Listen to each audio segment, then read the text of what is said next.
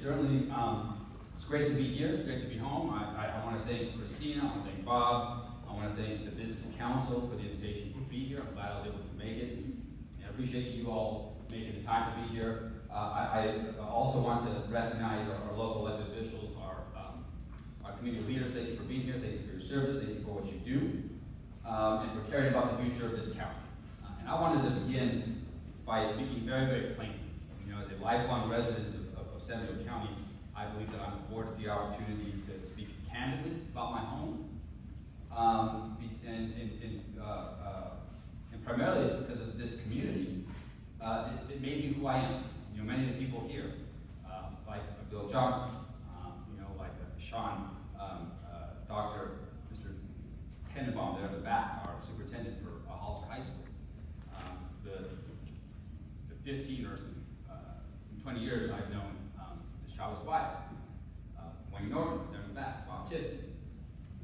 I love San Diego County, and I want nothing more than to give back and to help move our region forward. But I'll be absolutely honest with you. Over the past few years, local political dysfunction here in San Diego County has made that extremely challenging. You know, as Speaker of the California State Assembly, I have worked really hard to bring resources and attention to my hometown. And I'll share some examples of that in a minute. But I've also had to hold back. I've had to hold back because of the divisiveness, because of the infighting, and the lack of a shared vision for the residents and the communities of San Diego County. And it's not easy for me to say this, but it is the absolute truth. You all know it. I know I'm not the only one who feels it, because I've heard it from residents. I've heard it from our small business owners. And I hear it from state and regional leaders who want to invest here, but are very, very hesitant to engage. And this isn't about politics. This is about credibility. It is about unity. And it is about whether San Diego County can come together to compete for the future. You know, as active members of the San Diego Business Council, I have been to all parts of California. Spent so much time away from home, unfortunately. It's a challenging part of my job. But you all know, and I can tell you with a lot of confidence, that we live in one of the most promising regions in California. We're growing, have grown substantially here in San Diego. We're strategically located between the Bay Area, the Central Valley, and the Central Coast. We have land, we have incredible talent here in this county, and we have a rich history in agriculture, in education, in entrepreneurship. San Diego High School, Hollister High School, is one of the most advanced campuses in the entire state of California. The work that's been done at the county by Ms. Lamonta, it's groundbreaking that has been done. But potential doesn't move anything. If we can't work together, it means nothing. And so we need to stop the infighting, we need to stop the power plays, we need to start building the trust that is going to be required to actually get things done here in San Diego County. To get things done for our residents, for our children, and for our local economy. And why this matters, local government here, City of Hollister, County of San Diego, have struggled to stay aligned. And despite the criticisms, the misinformation, and the half-truths that I've had to read from, you know, Bonito League about myself, about the governor, about the state of California, by some of our local elected officials, the state has stepped in. We've stepped in big, big ways here. You know, I've personally been engaged. I've fought to secure funding and to expedite long overdue local and regional infrastructure projects. The Highway 101, State Route 25 interchange project, is going to be groundbreaking, to be a game changer for our community. The Route 156 widening project, which, if any of you have been on that stretch of highway, should not have taken a quarter of a century to get here. But we got it done. We also secured funding to help modernize our transportation corridors and expand connectivity between the Central Coast, Bay Area, and the Central Valley with the Highway 5, 25, and 152 freight corridor to improve our economic mobility. It's a big, big deal. This year, we delivered state funding in our budget, despite our historic shortfall for critical water projects in San Juan Bautista. And why? Because safe, clean water is non-negotiable anyway. Also, this year's budget, we secured funding once again for San Diego High School District. I say once again because San Diego High School District has been our best partner in this community. They are prepared, and when we deliver for the high school, they deliver for the state by completing projects on time and on budget. And this year, we worked with the high school to fund their workforce housing proposal. It's a groundbreaking proposal to ensure that teachers, to ensure that healthcare workers, and essential employees can afford to live in the communities they serve. It's exactly the type of housing projects our community needs. We're also strengthening programs like the low-income housing tax credits, career education and workforce training through Galvin College, public safety investments, including targeted support to combat retail theft and mental health services.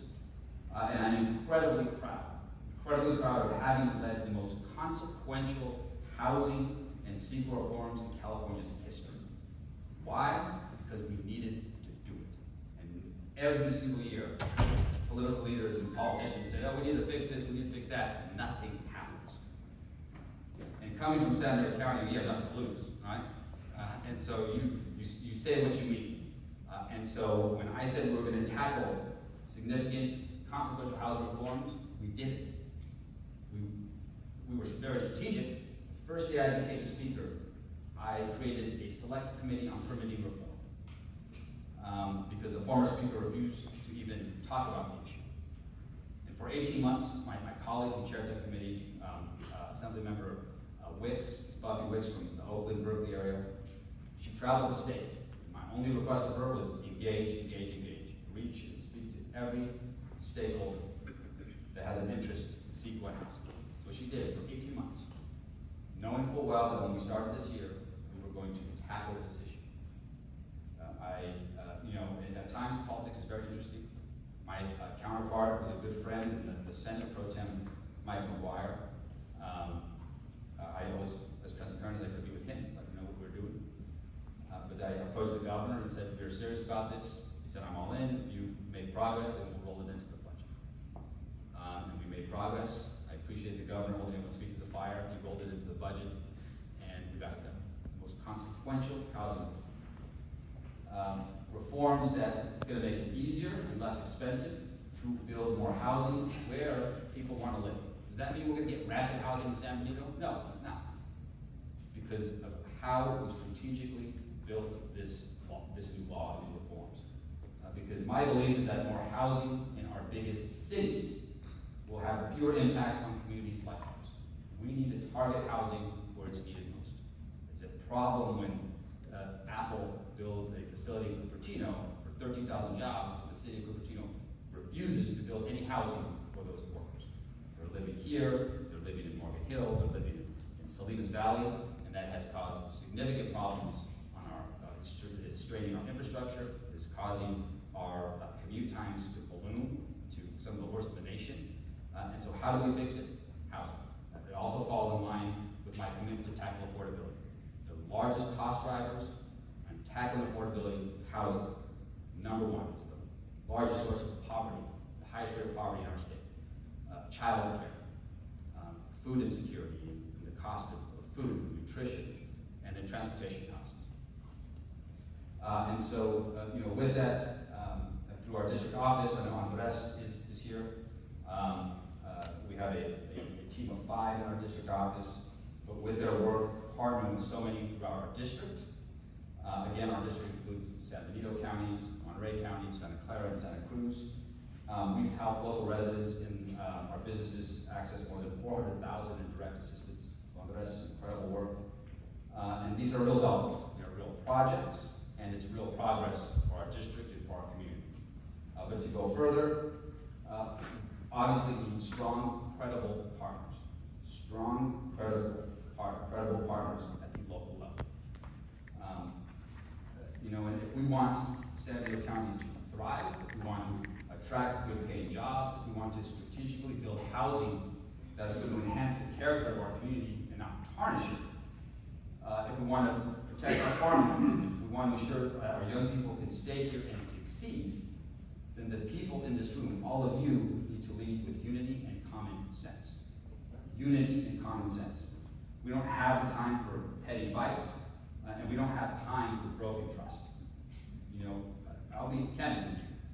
This is an opportunity for us to deliver for my home and for our county.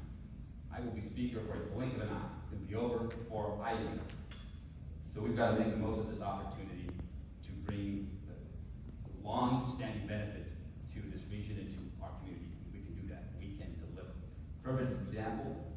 Yesterday, I hate to put my friend Ralph Chavez on the spot here, but yesterday we were in Salinas touring their state-of-the-art soccer facility. If you haven't been there, visit it. It would not have been possible without my support and without the support of Ana Cabello.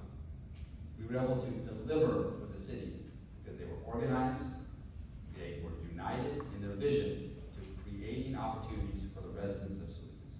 When they came to us and said, we need X million, we visited the facility, it was a barren, vacant lot. It is now a premier soccer facility in the city of California that's generating economic revenue for the city. Tax revenue, it's creating opportunities for the local residents, for the children, for all people there. The first thing Ralph told me was, why come we can't do this in Hollister? We want to do this in Hollister. Unity, collaboration, a vision. That is what's lacking here, unfortunately. But you see the product of what we've been able to do in Salinas. It's a shame we can't do the same here in my home. And, again, we don't have time for these petty fights. We need alignment across jurisdictions, across party lines, across economic sectors, so that way we can compete with every other community of California that's fighting for the same limited and state and federal resources. When this community is united, when we speak with one voice, Sacramento listens, and we're able to invest. At the end of the day, I'm here because I still believe in this place. This is my home. This is where I'm going to be, I hope, for the rest of my life. And I still strongly support and believe in the people of San Diego County. And I still support and believe that our best days can be ahead of us if we work together. My door is always open, and I hope that yours is as well. Thank you very much for having me. I look forward to